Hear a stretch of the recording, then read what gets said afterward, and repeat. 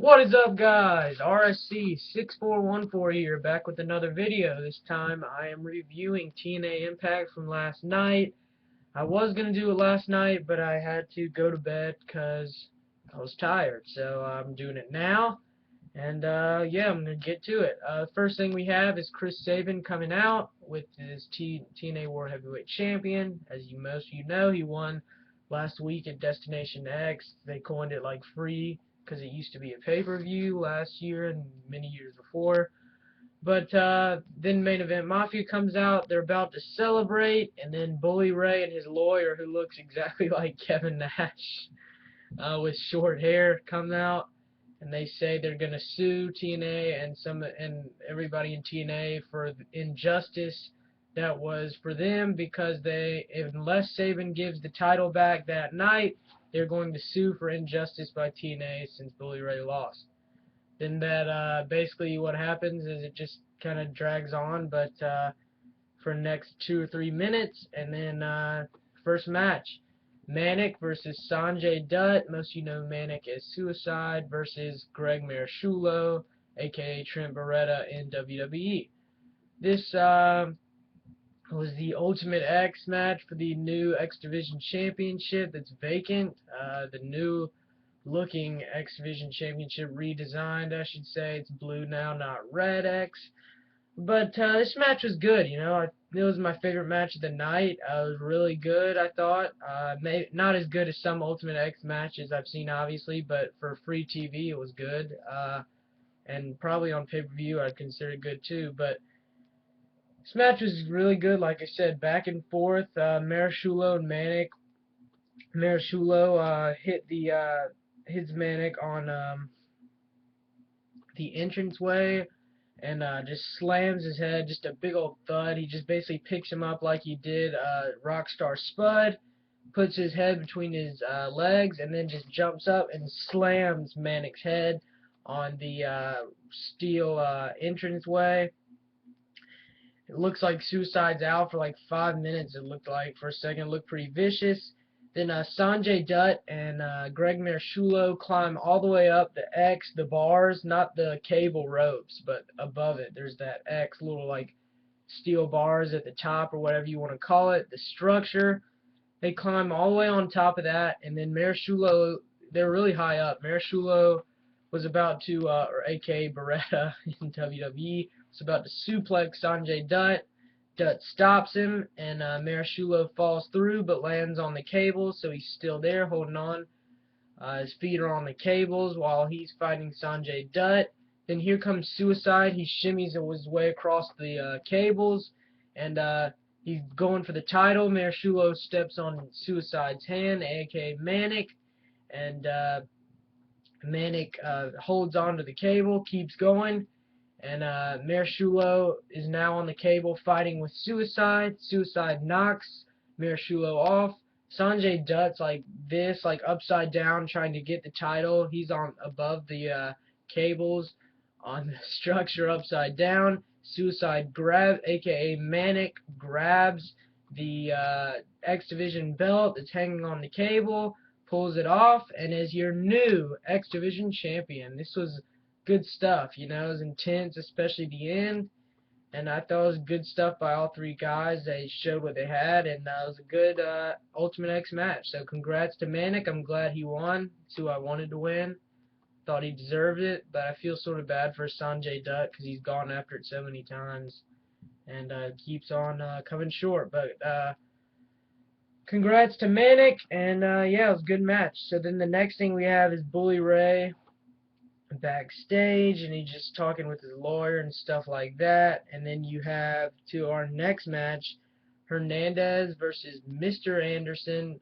Bully Ray backstage was talking to Mr. Anderson, talking about how he would have voted him VP before this match if he was gonna vote, but he didn't vote, and he's glad Anderson's VP, and he talks about how important the position is for aces and eights, blah blah blah. Takes us into our Bound for Glory series match, Hernandez versus Mr. Anderson.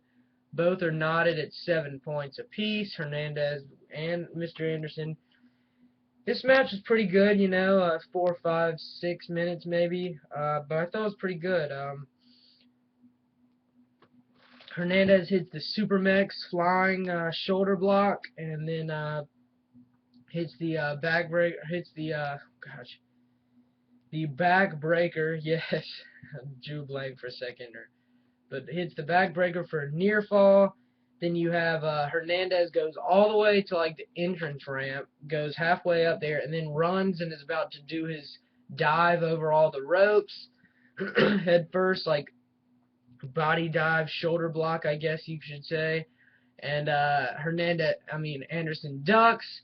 Hernandez misses Anderson, and then Anderson gets up and hits the mic check on Hernandez, pins him for the 1-2-3, and picks up 7 points in the Bound for Glory series via pinfall. He goes to 14. Hernandez remains at 7. Decent match. Not much else to say about that. Then we have our third match of the night, which is the Knockouts title match. Gail Kim versus Mickie James, the Knockouts champ. This match is pretty good. I wouldn't say it was like good as past couple knockouts we've seen on the ladders and stuff like that, but it's hard to top those. But it was decent for what it was worth. Gail Kim sort of played heel. They both used heel tactics because they're both are heels really currently. But this match was good. Gail Kim hits a power bomb off the rope. Mickie James is on the rope. Gail Kim picks her up off the rope and then power bombs her on the mat and then pins her for a near fall. Then Kim gets in an argument with ODB about not counting to 3 or something, not counting fast enough. Not exactly sure what she was arguing about. Gets in the face of ODB, the ref. ODB pushes Gail Kim out of her face. Gail Kim smacks ODB across the face and then keeps arguing with ODB. Then Mickie James uses that distraction, rolls Gail Kim up for the 1-2-3, and Mickie James retains the Knockouts title belt. Then Brooke Hogan comes out and says, "You can't be doing that, Gail Kim. You always have the issues with the refs, and remember ODB is a part of the main roster, so it looks like maybe there'll be a few matches with them in the future." But decent stuff. Next thing we have is Samoa Joe versus Christopher Daniels in the Bound for Glory series as well. This match was pretty good. I think Christopher Daniels had 14 going in, and Samoa Joe had like 19 or something like that. I can't exactly remember at the top of my head what Samoa Joe had, but I thought this was good, back and forth.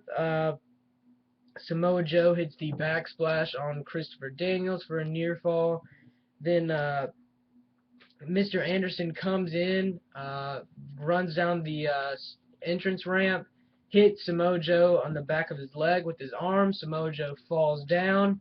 Christopher Daniels regains his composure, gets up, and then hits the 2 BMEs twice.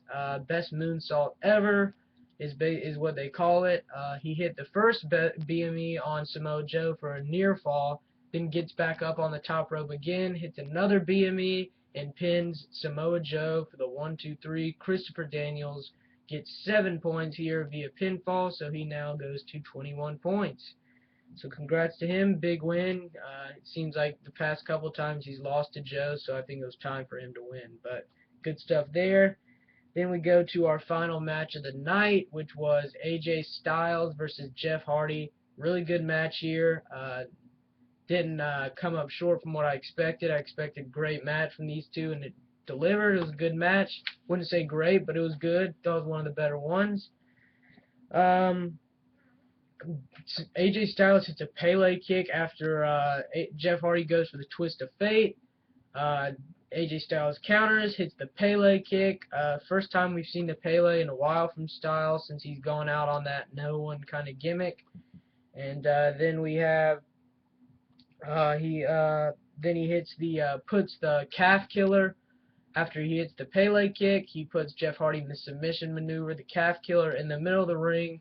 Jeff Hardy can't get to the ropes, taps out, and AJ Styles picks up 10 big points with this submission, and he goes to 22 points. He had 12 going in, and now he has 22 in the BFG series, so big win for him, and I think he needed it. And then the next thing we have is Bully Hulk Hogan comes out. He says he's not going to take the title off Chris Sabin, the World Heavyweight Championship, and he tears up the contract that Bully Ray wanted him to sign. And basically what happens is Bully Ray, Hulk Hogan, like I said, tears it up. Bully Ray's furious, and he says, I don't care about your contract. Sabin's holding the title. August 15th, 3 weeks from now, you and Chris Sabin, since it's in your rematch clause, 3 weeks from now, steel cage match, Bully Ray versus Chris Sabin for the TNA World Heavyweight Championship match. And nobody can interfere. Main Event Mafia, Aces and Eights, etc. No one can interfere in this match. And he coins it as like hardcore justice, sort of like Destination X, I guess, a pay-per-view that's free on TV on Spike. So 3 weeks from now, so it should be a good match. Can't wait to watch it. And decent show here. I thought it was good. Overall grade I give is a 6 out of 10. Good stuff from TNA tonight. And yeah, so 6 out of 10 is the overall grade I give it. Check out my other videos and subscribe. Thanks, guys.